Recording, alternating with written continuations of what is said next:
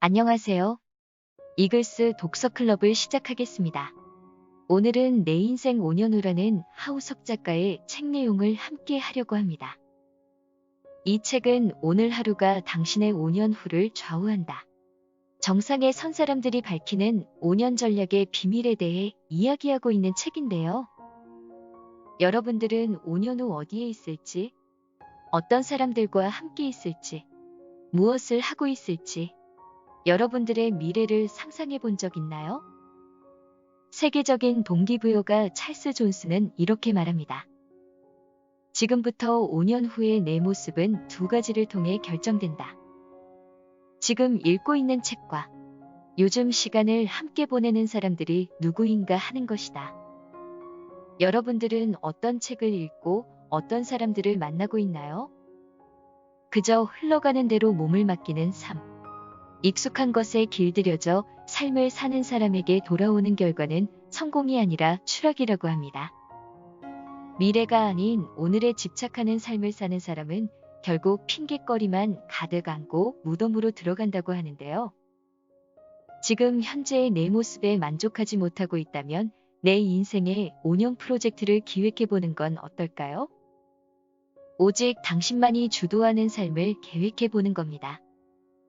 5년 후 내가 어떤 모습으로 살고 있을지 생각하며 사는 사람과 그렇지 못한 사람 사이에는 엄청난 차이가 있다고 합니다. 대기업을 다니던 직장인들 중 5천 명이 한꺼번에 명예퇴직을 한 적이 있었습니다. 모두가 부러워하는 직장을 그만둔 퇴직자들은 하나같이 치킨집을 시작했고 퇴직한 사람들 가운데 절반은 2년 만에 창업의 실패에 문을 닫았습니다. 그들의 가족들에게 있어서 그동안 대기업에 다니던 아버지는 항상 든든한 버팀목이었지만 명예퇴직에 이어 사업 실패는 하루아침에 학비 걱정, 책값 걱정을 해야 하는 비참한 신세로 전락시키고 말았습니다. 왜 이런 예기치 못한 비극이 일어난 것일까요? 물론 그들도 퇴직 후 인생에 대해 고민해 본 적 있었을 겁니다. 하지만 그들의 고민은 그저 고민에 그쳤을 뿐 불투명한 미래보다 뚜렷한 현재의 편안함에 더 기대고 싶었던 겁니다.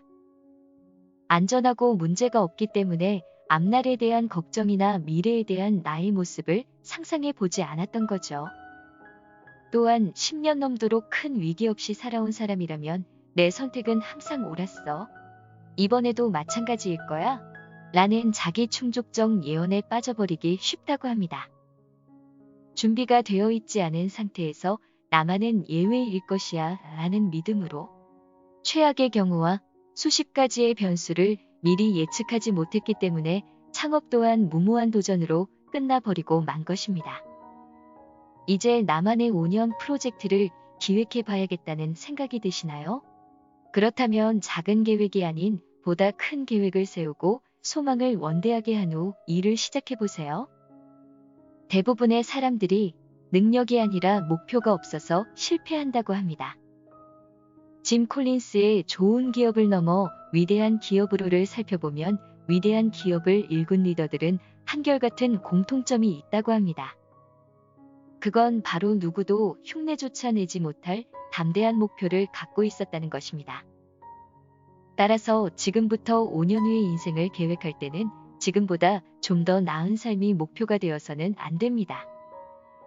떠올릴 때마다 가슴이 뛰고 피가 끓는 담대한 목표를 가져야 합니다.